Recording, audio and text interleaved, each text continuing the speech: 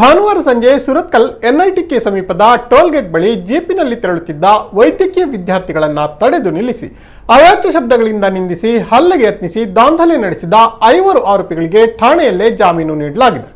ಘಟನೆಯ ವಿಡಿಯೋ ಸಾಮಾಜಿಕ ಜಾಲತಾಣಗಳಲ್ಲಿ ಸೋಮವಾರ ವೈರಲ್ ಆಗುತ್ತಲೇ ಎಚ್ಚೆತ್ತುಕೊಂಡ ಪೊಲೀಸ್ ಇಲಾಖೆಯು ರಾತ್ರಿಯೇ ಬಜರಂಗ ದಳದ ಜಿಲ್ಲಾ ಪ್ರಮುಖ ಪ್ರೀತಮ್ ಶೆಟ್ಟಿ, ಬಜರಂಗ ದಳದ ಸುರತ್ಕಲ್ ಪ್ರಖಂಡ ಪ್ರಮುಖ ಆಶ್ರಿತ್, ಶ್ರೀನಿವಾಸ್, ರಾಕೇಶ್, ಅಭಿಷೇಕ್ ಎಂಬುವರನ್ನ ಬಂಧಿಸಿತ್ತು.